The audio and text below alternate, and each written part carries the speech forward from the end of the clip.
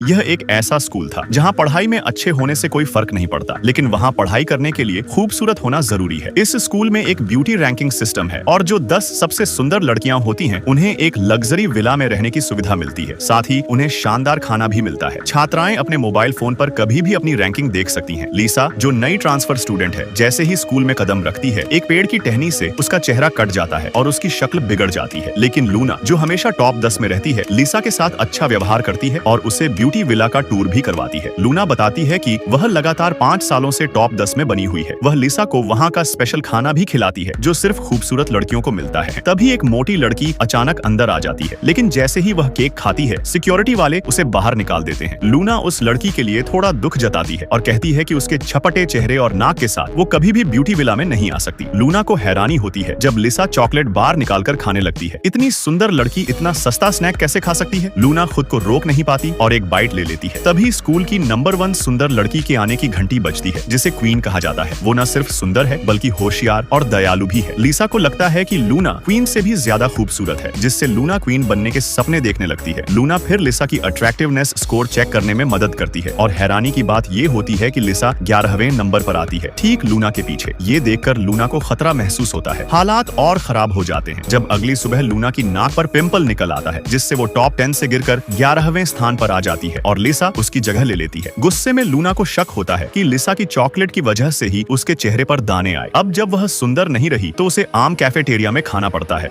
वहाँ के गंदे बाथरूम्स भी उसे परेशान कर देते हैं। पिंपल्स बढ़ते ही जाते हैं और लूना की रैंकिंग गिरकर 21वें नंबर तक आ जाती है। अब ब्यूटी विला उसके लिए दूर होता जा रहा है। वह अपनी खूबसूरती वापस पाने के लिए हर जगह इलाज ढूंढती है और आखिरकार उसकी मेहनत रंग लाती है। उसके पिंपल्स गायब हो जाते हैं और वो फिर से खुद को सुंदर दिखाती है। लेकिन उसकी खुशी ज्यादा देर नहीं टिकती, क्योंकि एक और नई लड़की स्कूल में आती है जो लूना से भी ज्यादा सुंदर होती है और उसे फिर से विला से बाहर कर सकती है। सौभाग्य से लिसा वक्त पर आकर लूना की मदद करती है और एक सलाह देती है, अगर तुम दूसरों को अपने से बदसूरत बना दो तो तुम्हारी रैंकिंग ऊपर चली जाएगी। लूना इस सलाह को गंभीरता से लेती है और झूला इतनी तेजी से झुलाती है कि लिसा नीचे गिर जाती है। जैसा उसने सोचा था, उसकी रैंकिंग तुरंत ऊपर चली जाती है और वो दोबारा ब्यूटी विला में लौट आती है। लेकिन अब लूना को हमेशा डर बना रहता है कि कहीं कोई और लड़की उससे ज्यादा सुंदर ना बन जाए। अब वह प्लान बनाने लगती है कि बाकी सुंदर लड़कियों को कैसे बदसूरत बनाया जाए। पार्ट 2 के लिए सब्सक्राइब करें।